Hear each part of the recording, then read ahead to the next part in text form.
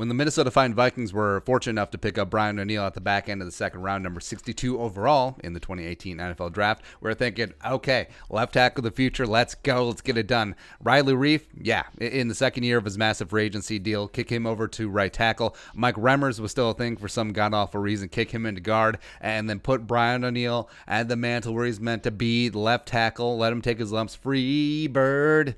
Yeah, right. But wasn't meant to be. Riley Reiff remained at left tackle. Mike Remmers kicked inside a guard, so maybe that's their terrible idea anyway. And then Rashad Hill was the starting right tackle for the Vikings until Brian O'Neill. He was a swing backup until he had to take over week 2 after Rashad Hill went down with an injury. And that was all she wrote. Brian O'Neill's phenomenal. It really was a sink or swim moment because O'Neill, a lot like 2020 second round pick Ezra Cleveland, my guy, was seen as this uber athletic, forward tight end project that would be best if he sat for a year, added some size, learned some technique, blah, blah, blah, blah, blah, blah, blah, blah, blah, and then eventually worked his way into the starting lineup. But O'Neill was phenomenal. O'Neill was really, really good for a rookie coming in cold. Only allowed 31 pressures and zero sacks as a rookie on 531 pass blocking reps. And then O'Neill, over the past 2 years, has continued to add weight. He's on that Ben Barsh gross smoothie, 6,000 calories a day, just getting that whole thing. And he followed it up on 2019 with an even better season well, if the left side's the blind side, the right side is what, the sight side? Sure. But another great season on the right side. Posted a 70.8 PFF grade and only allowed 19 pressures and 1 sack during the regular season. Didn't have a great division round game against the Niners, but who did, right?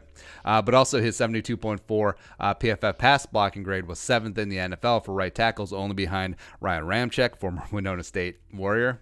Look it up. Orlando Brown Jr. for the Ravens, Mitchell Schwartz for the Chiefs, Matt Filer of the Steelers, Taylor Moton of the Panthers, row the boat, as well as Lyle Collins. So perhaps you've heard of those guys. So Brian O'Neill finding himself in very elite company early on, plus his athleticism, his agility in open space, his balance, all of that stuff, all major pluses in the running game. So as you head into year 3, Brian O'Neill is quickly becoming one of the better young right tackles in the NFL. And so I've really cooled off the talk about, hey, let's move O'Neill to the left tackle, blah, blah, blah, especially with the bringing in of Ezra Cleveland, which really cemented that. But I was already sort of going down the line of like, okay, he's really established himself at right tackle. You don't want to, you set it and forget it. Don't want to mess with it, right? If you're looking, you ain't cooking, that whole cliched sort of theory, where it does take definite muscle memory when it comes to tackles, where it's much more pronounced than moving a guard from one side to the other, which, as we've seen, look at Brandon Fusco, it does take a degree of depth and tact and all that other stuff. But imagine switching sides if you're a tackle, and you have to completely invert your kick step and slide step and all that stuff, and also your hand placement, which has been driven in with muscle memory, now has to completely switch. So imagine like doing the thing where you're rubbing your belly and tapping your head, and then just try and switch hands. Like it can be tough to do. Now do this at 1,000,000 miles an hour with a 6'6" dude who runs a 4.5 40, an elite Adonis athlete across from you that you're trying to block while you go backwards. Just try to do all that, right? And that's why it is really impressive and really valuable that swing backup tackles are able to play both sides relatively competently. That's why they have so much value. That's why Rashad Hill is still hanging around. But with O'Neill, even though, yes, he did play both sides at Pitt, initially as an underclassman, was a right tackle at Pitt before moving to left tackle. Well, he came in as a tight end. That was a right tackle and then moved to left tackle. But I think the Vikings are so far down the road, 2 years in with him on the right side, that it makes sense to keep him there.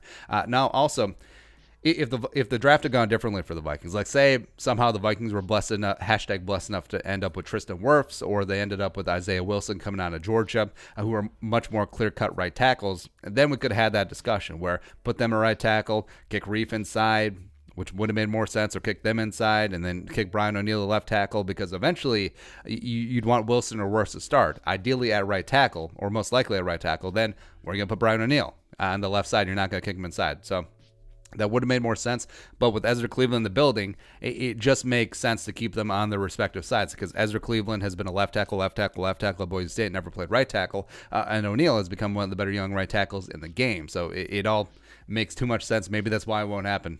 Maybe that's why it will be musical chairs. But I also add in that it isn't like the Lawrence Taylor days. It isn't like when Michael Michael Lewis wrote the Blindside book, where you have to put your premier pass rusher on the right side of the defense, on the left side of the offense, so we can get the blind side of the quarterback. Now, you see nowadays that teams are deploying very good, very plus pass rushers on the right side of the offense, so the left side of the defense. You look at Danielle Hunter playing left defensive end for a number of years. You look at Khalil Mack and Von Miller often rush from the right side of the offense, just looking for some of those mismatches. And so also it trickles up to the way that right tackles are paid. I mean, two of the top three paid tackles, not just right tackles overall in the NFL are right tackles, and Lane Johnson and Trent Brown. Only topped by Larry Tunsil, who just got paid $1 bajillion of a Bill O'Brien. But yeah, so right tackle is valuable, and Brian O'Neill is a valuable right tackle, so that makes sense. And coupled with Cleveland, who's going to be eventually ready to rock at the left tackle spot, let's go. Let's get that done. All right, so your thoughts. Not booming Brian O'Neill anymore? Let us know in the comment section below. Subscribe for daily Vikings takes. If you want to support the work, pull us up in the Venmo. Plus give us a follow on social media as well. But until next time, Skol, production value.